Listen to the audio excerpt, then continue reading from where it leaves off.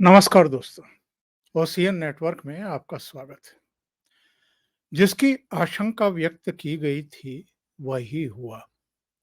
सोमवार को राज्यसभा में करीब-करीब साढ़े 5-6 घंटे तक चर्चा हुई दिल्ली बिल पर, जो अध्यादेश का स्थान लेने वाला है।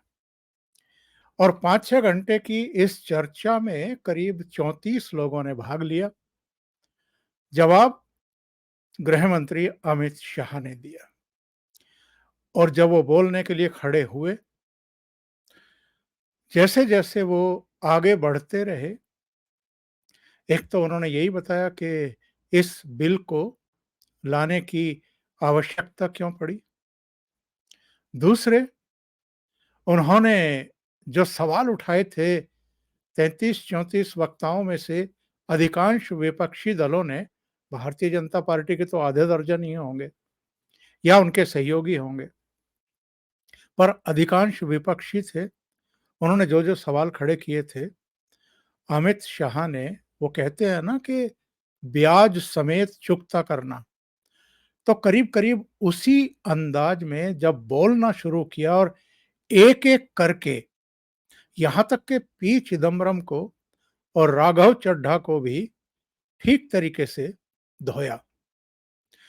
और मल्लिकार्जुन खड़गे, उनको भी चैलेंज किया, मणिपुर को लेकर के, मणिपुर पर चर्चा को लेकर के, कई दूसरे मुद्दों पर भी जितने आक्रामक तरीके से अमित शाह ने, जो विपक्ष एक नैरेटिव गढ़ने की कोशिश कर रहा था आम आदमी पार्टी के सुर में सुर मिलाकर के दिल्ली बिल को लेकर के, उस पूरे नैरेटिव को न केवल ध्वस्त कर दिया पूरी तरीके से, बल्कि इतने हमलावर थे वो कि विपक्षी बेंचों पर बैठे हुए तमाम सीनियर और जूनियर नेताओं के, सांसदों के चेहरे लटक गए।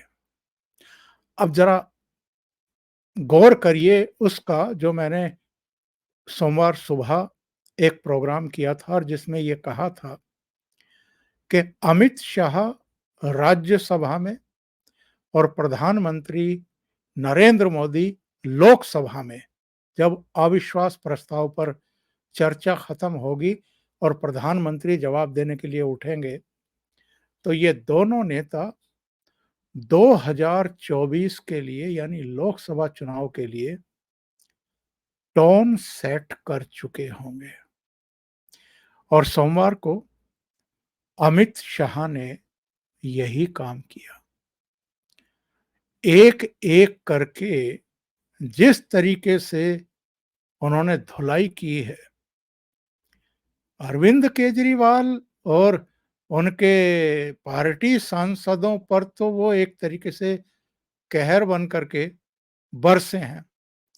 उन्होंने अरविंद केजरीवाल एंड कंपनी को तो पूरी तरीके से बेनकाब कर दिया, निवस्त्र कर दिया।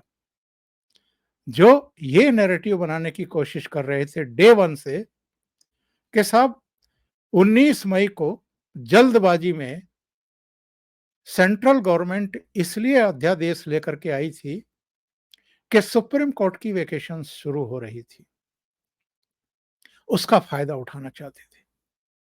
तो अमित शाह ने तो जैसे 3 अगस्त को लोकसभा में इनको पूरी तरीके से बेनकाब किया था, वैसा ही हाल राज्यसभा में किया और बहुत डिटेल जानकारी दी उन्होंने। उन्होंने कहा कि दिन में सुप्रीम कोर्ट का, सुप्रीम कोर्ट की संवैधानिक पीठ का एक व्यवस्था आती है और जो रेगुलर बेंच है, उसको संवैधानिक पीठ की जो व्यवस्था आई उसके आलोक में फैसला लेना था। फैसला हुआ भी नहीं था और इन्होंने सतर्कता विभाग से जुड़े हुए अधिकारियों के ट्रांसफर करने शुरू कर दिए और उसी रात में सतर्कता विभाग की फाइलों को इधर-उधर करने की कोशिश की। 60 से ज़्यादा फाइलों की ज़ेरॉक्स कॉपी तक करा डाली। तो अमित शाह ने कहा कि ये सारी फाइलें भ्रष्टाचार से जुड़ी हुई थी। अमित शाह का भाषण में अलग से थोड़ा संशोधित करके, क्योंकि बहुत लंबा बोले थे, तो करीब आधे घंटे का भाषण मैं अलग से एक वीडियो दे रहा हूं, तो उसको आप डिटेल देख सकते हैं। पर मोटा-मोटी उन्होंने ये बता दिया कि हमें दिल्ली के शासन प्रशासन पर अधिकार जमाने या कब्जा जमाने की जरूरत नहीं है, बल्कि सुप्रीम कोर्ट की व्यवस्था के बाद कि भाई दिल्ली की जो अ, प्रशासनिक अधिकारी हैं, जो सेवाएं हैं, उनकी ट्रांसफर पोस्टिंग का, सेवा शर्तों का अधिकार चुनी हुई सरकार को मिलना चाहिए। उस आदेश के व्यवस्था के तुरंत बाद इन्होंने जो कुछ किया, तब तक आदेश इनके हाथ में भी नहीं आए थे। वो बताता है कि ये कितनी जल्दबाजी में थे कि सतर्कता विभाग जो इनके तमाम भ्रष्टाचार की फाइलों की निगरानी कर रहा था, उस पर ये पहला अटैक बोल देते हैं, आदेश हाथ में आए बिना ही। और जो रेगुलर बेंच है सुप्रीम कोर्ट की, उसके आदेश के दिए बिना ही। इसलिए हमें लगा कि ये तो शीश महल से लेकर के नई आबकारी नीति का जो भ्रष्टाचार हुआ, बस खरीद में जो घोटाला हुआ, एडवर्टाइजमेंट में हुआ, दूसरे मामलों में हुआ, उनकी सबकी फाइलें इधर-उधर कर देंगे।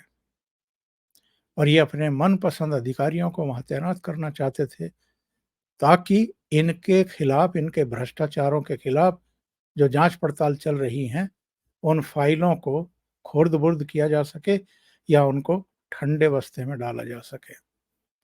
इसलिए ये अध्यादेश लाना बहुत ज़रूरी था।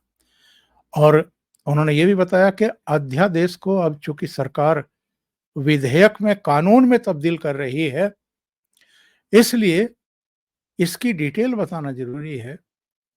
ये जो कानून है, ये जो एक्ट है, ये तो अ, कांग्रेस सरकार लाई थी 90-91 में, और आज वही कांग्रेस इसका विरोध कर रही है, अरविंद केजरीवाल के साथ मिलकर के। जरा आइए, कुछ अंश हैं अमित शाह के मेरे पास, उनको सुनते हैं और फिर मैं बीच-बीच में आपको जानकारी देता हूँ।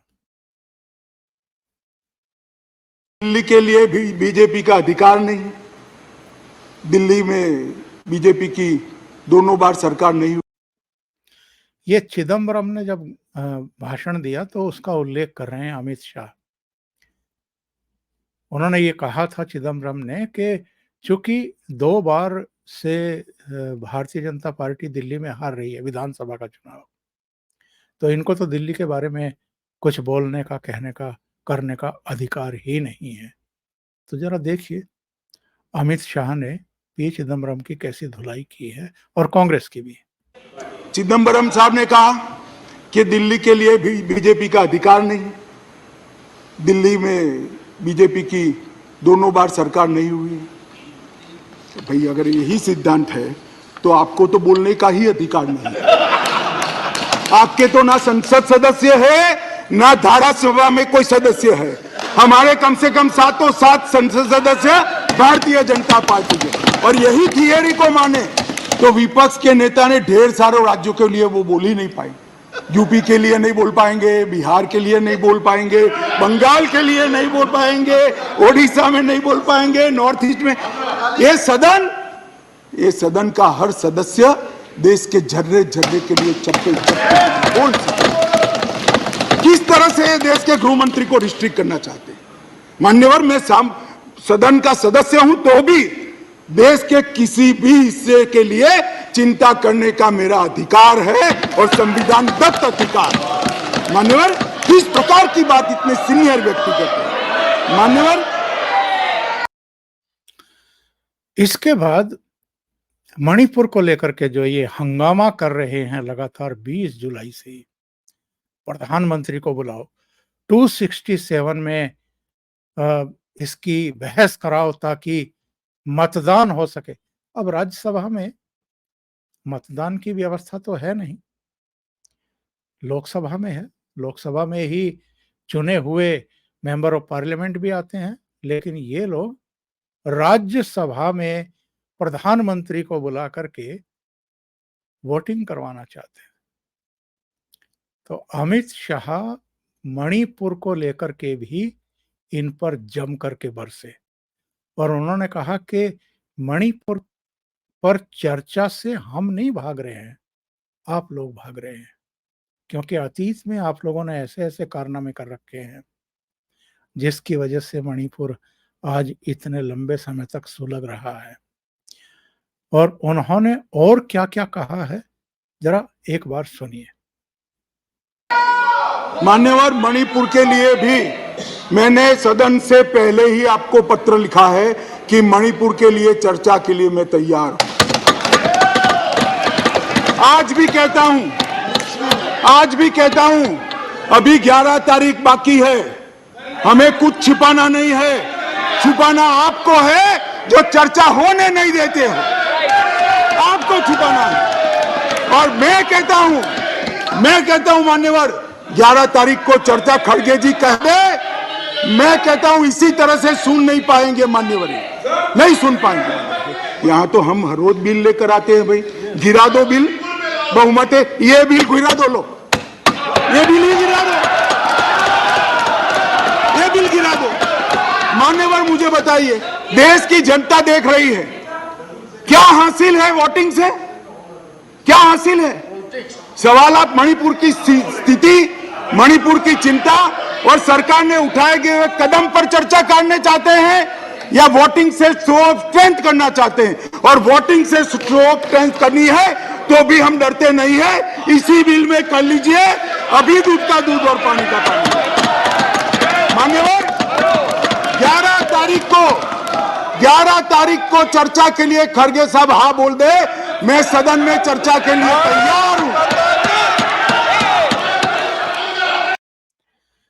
जब ये चुनौती दे रहे थे अमित शाह कि 11 अगस्त को आप जरा चर्चा के लिए तैयार होइए, मैं आपको जवाब दूंगा, आपके हर सवाल का जवाब दूंगा, और आप सुन नहीं पाएंगे, क्योंकि मणिपुर में, मेघालय में, मिजोरम में, दूसरे पूर्वोत्तर के नागालैंड में जो इंसर्जेंसी होती रही, जो समूहों के बीच में, जातियों के बीच में जो संघर्ष होते रहे, उसके बीच किसने वो रखे हैं? तो ये सवाल और सीधी चुनौती जब अमित शाह ने दी, तो विपक्षी बेंचों पर बैठे हुए जयराम रमेश ने कहा कि साहब कल ही चर्चा करा लीजिए मणिपुर पर।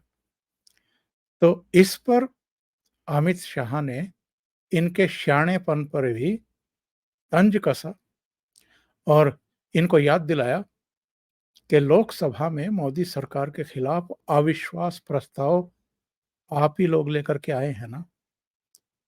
तो 8, 9 और 10 यानी मंगलवार, बुधवार और बृहस्पतिवार, ये 3 दिन तो अविश्वास प्रस्ताव पर ही चर्चा होनी है और उसके बाद वहां प्रधानमंत्री जवाब देंगे। तो आप चाहते हैं कि मैं यहां बैठ करके आपके मणिपुर पर चर्चा कराऊं? मैं लोकसभा का सदस्य हूं और हमें यह भी नहीं भूलना चाहिए कि वो गृह मंत्री हैं और प्रधानमंत्री तो वहां तीनों दिन बैठेंगे नहीं। तो जाहिर है अमित शाह से लेकर के संसदीय कार्य मंत्री राजनाथ सिंह, विदेश मंत्री एस जयशंकर और जो दूसरे सीनियर नेता हैं वो वहां बैठेंगे जम करके। सुनिए अमित शाह ने क्या जवाब दिया इनको। कल अविश्वास का प्रस्ताव है, आपको मालूम है माननीय देश की जनता सुन ले, 8, 9 और 10 अविश्वास का प्रस्ताव है, इसलिए मुझे कह रही है कि आज 8, 9, 10 में चर्चा करिए। कांग्रेस पार्टी ही लाई है और मैंने सदन के पहले दिन से आपको पत्र लिखा है मान्यवर कि सदन में कितनी भी लंबी चर्चा के लिए मैं तैयार हूं, मैं हर बात का जवाब दूंगा और ये मेरा संवैधानिक दायित्व। मगर जब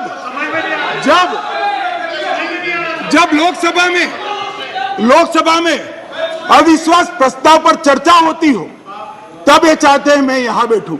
मान्यवर, इनको अविश्वास प्रस्ताव वही लेकर आए हैं मगर इसकी संवैधानिक महत्व का मालूम नहीं है। अविश्वास का प्रस्ताव होता है, मैं वो सदन का सदस्य हूं, मुझे वहां रहना पड़ता है मान्यवर। और 11 तारीख में क्या बुराई है, 11 तारीख में? अमित शाह ने एक तरीके से उनको, यानी कांग्रेस को भी, आम आदमी पार्टी को भी, और इनका जो ये नया गठबंधन बना है INDIA 5 डॉट, इसको एक तरीके से सदन में न केवल निरुत्तर किया है बल्कि जो सवाल इन्होंने खड़े किए थे उनका बहुत ही आक्रामक तरीके से जवाब दिया है और साथ में 2024 का टर्न सेट करने में वो कामयाब रहे हैं। अमित शाह जब जवाब दे रहे थे और वो सारी बातें बता रहे थे जो लोकसभा में भी इन्होंने 3 अगस्त को बताई थी कि पहले दिल्ली के ट्रांसफर पोस्टिंग को लेकर के झगड़े नहीं होते थे। 2015 से पहले 3 मुख्यमंत्री बीजेपी के हुए हैं, एक शीला दीक्षित भी हुई हैं, 15 साल तक मुख्यमंत्री रही, कभी कोई झगड़ा नहीं हुआ। जबकि नीचे कभी कांग्रेस की सरकार थी, कभी हमारी सरकार थी और ऊपर कभी हमारी सरकार थी कांग्रेस की सरकार रहते हुए और कभी कांग्रेस की सरकार थी जब बीजेपी के मुख्यमंत्री थे, कभी कोई झगड़ा नहीं हुआ। ये सारे झगड़े मतलब अनाधिकार चेष्टा, जो अधिकार क्षेत्र में नहीं है उनकी छीना झपटी करने की कोशिश अरविंद केजरीवाल ने शुरू की 2015 के बाद। और उन्होंने ये भी कहा कि हमें किसी की पावर ग्रैब करने का, छीनने का कोई शौक नहीं है। देश की 130 करोड़ जनता ने हमें पावर दे रखी है और बहुत सारे राज्यों में हमारी सरकारें भी हैं, तो हमें दिल्ली क्षेत्र की पावर ग्रैब करने की जरूरत नहीं है। भ्रष्टाचार मुक्त प्रशासन हो, ये सुनिश्चित करने के लिए ये बिल बनाया गया है और ये कानून बनाया गया है। और इन्होंने ये भी कहा कि हम जो ये बिल लेकर के आए हैं, इंदिरा गांधी पर उन्होंने तंज कसा कि हम जो ये बिल लेकर के आए हैं किसी प्रधानमंत्री की सदस्यता और कुर्सी बचाने के लिए नहीं लाए हैं। दिल्ली की जनता को अच्छा शासन मिले और भ्रष्टाचार की संभावना खत्म हो, इसके लिए लेकर के आए हैं। और उन्होंने पी चिदम्बरम पर, अभिषेक मनु सिंघवी पर और कांग्रेस के दूसरे सदस्यों पर यह कहते हुए तंज कसा कि ये विधेयक डिट्टो, यानी फुल स्टॉप और कोमा तक सब कुछ वही है जो आप लेकर के आए थे 1991 में। बस हमने ये किया है कि चूंकि ये रूल नहीं मान रहे थे तो रूल को एक्ट में तब्दील कर दिया है ताकि ये मानने के लिए बाध्य हो जाएं और रोज रोज सींग ना उलझाएं और सुप्रीम कोर्ट की दौड़ ना लगाएं। विपक्ष को जिस तरीके से उन्होंने घेरा है, जिस तरह उन्होंने बताया कि ये बिल क्यों लाना पड़ा, इतनी जल्दी अध्यादेश क्यों लाना पड़ा और बिल क्यों लाना पड़ा, वो सारा कुछ जो है सुनने के बाद विपक्षी खेमे में एक मातम जैसा माहौल था। अब जरा अंदाजा लगाइए, 3 दिन के अविश्वास प्रस्ताव पर चर्चा के बाद जो आज लोकसभा में लाया जा रहा है, जब प्रधानमंत्री खड़े होंगे, यहां तो अमित शाह थे गृह मंत्री, वो भी अच्छे वक्ता हैं, तथ्यों के साथ जवाब देते हैं, लेकिन जब प्रधानमंत्री खड़े होंगे 3 दिन की चर्चा के बाद जवाब देने के लिए, तब क्या हाल होगा इनका। और राज्यसभा को लेकर के तो ये बड़े दावे ठोक रहे थे ना कि राज्यसभा में भारतीय जनता पार्टी का बहुमत नहीं है, वहां तो कड़ी टक्कर मिलेगी। और डॉक्टर मनमोहन सिंह 90 साल की उम्र, जो चल नहीं पा रहे हैं, उनको व्हील चेयर पर ले आए। मतलब कितनी अमानवीयता और संवेदनहीनता है कि एक बीमार व्यक्ति को आप व्हील चेयर पर सदन में लेकर के आए हैं। और जब मतदान हुआ तब क्या हुआ, ये उम्मीद की जा रही थी कि 109 वोट विपक्षी दलों की तरफ से पड़ेंगे, 129 वोट मोदी सरकार के पक्ष में पड़ेंगे। यानी 20 वोटों का अंतर होगा और आराम से ये दिल्ली बिल पास हो जाएगा राज्यसभा में। लेकिन क्या हुआ? 2 और ज्यादा वोट मोदी सरकार को मिले, 131 वोट मिले और इनके वोट रह गए घट करके 102। 7 वोट या तो क्रॉस हुए या घट गए या किसी ने वोट नहीं किया या वो अनुपस्थित रहा। तो जो इनकी पराजय का सिलसिला ये राज्यसभा में शुरू हुआ है, लोकसभा में तो एब्सोल्यूट मेजॉरिटी है भारतीय जनता पार्टी के पास। उनके खुद के ही 301 सदस्य हैं इस समय और सहयोगियों को मिला लें तो ये संख्या 330 से ऊपर बैठती है जाकर के। लेकिन जब प्रधानमंत्री बोलेंगे तब जरा इनका हाल देखिएगा। अभी के लिए इतना ही। बहुत बहुत धन्यवाद। अगर आपको ये चैनल और इसके कंटेंट पसंद आ रहे हैं तो लाइक करें, कमेंट करें, वीडियो को शेयर भी करें। अभी तक अगर आपने ये चैनल सब्सक्राइब नहीं किया है तो सब्सक्राइब कर लें और साथ में लगे बेल आइकॉन को दबाना ना भूलें ताकि आगे आने वाले वीडियो और उनके नोटिफिकेशन आप तक पहुंचते रहें। बहुत बहुत धन्यवाद। नमस्कार।